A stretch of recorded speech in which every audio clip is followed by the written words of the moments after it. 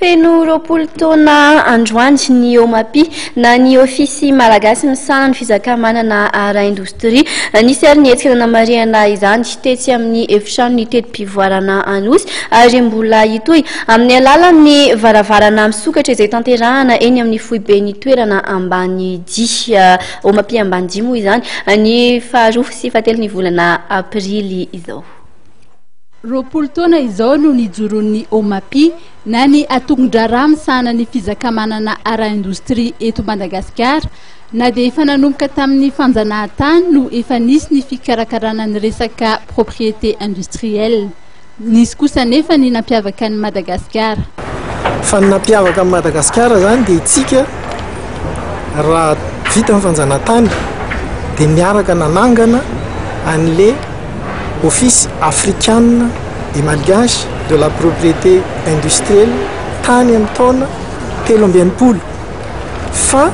nikisakitsika taty amin'ny 1974 dia nanokana nanao ny atsikitsika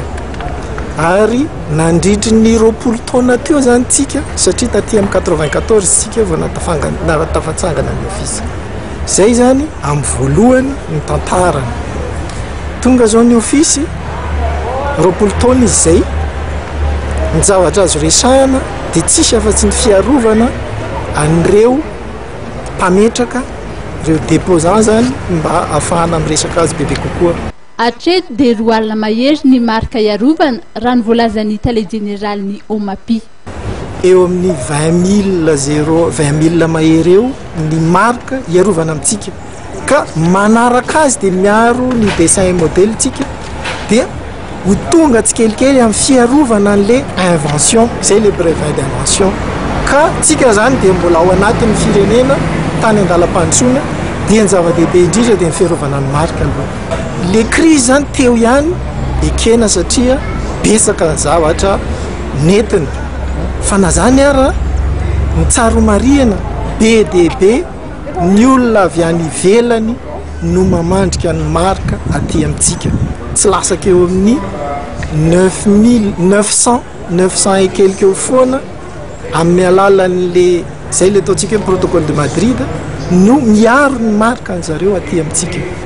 Nanambara ny Prime Ministre lefitra misahana ny toe-karena sy ny indostria Boudzaza Pierrot fa manana anjara toerana lehibe eo amin'ny fampandrosoana ara-toe-karena ny fizakamanana ara-indostria ary nanamafy izany ihany koa ny tale général'ny OMAPI. Tena mampandroso tokoa satria